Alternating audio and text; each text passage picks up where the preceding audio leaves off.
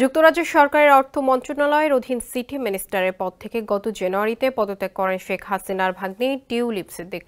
খালা শেখ হাসিনার নেতৃত্বাধীন আওয়ামী লীগ সংশ্লিষ্ট ব্যক্তিদের সম্পদ থেকে তিনি সুবিধা নিয়েছেন। ফিনান্সিয়াল টাইমস প্রথমবারের মতো এমন প্রতিবেদন প্রকাশের পর রাজনৈতিক চাপের মুখে পদত্যাগ করেন তিনি।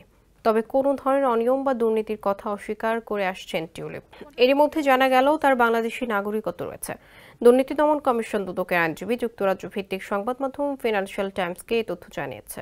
যদিও টিউলিপের দাবি তার বাংলাদেশি নাগরিকত্ব নেই। বিধি বহির্ভূতভাবে সরকারি প্লট নেওয়ার অভিযোগে চলতি সপ্তাহে টিউলিপের বিরুদ্ধে করা মামলার শুনানির ফাঁকে দুদকের পাবলিক প্রসিকিউটর মোহাম্মদ সুলতান মাহমুদ ফিনান্সিয়াল টাইমসকে জানান, RICL TMX, যুগের পর যুগ স্থাপনা থাকে মজবুত।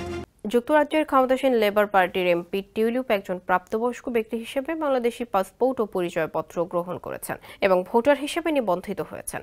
সুলতান মাহমুদ বলেন, টিউলিপের ঠিকানা, একাধিক পাসপোর্ট এবং ভোটার তালিকায় তার নাম সব পাওয়া গেছে। এগুলো যথাসময়ে দাখিল করা হবে।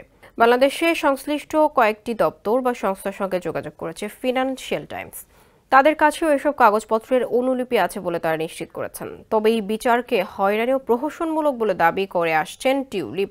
2017 সালে তিনি সাংবাদিকদের বলেছিলেন, আমি ব্রিটিশ, আমি বাংলাদেশি নই।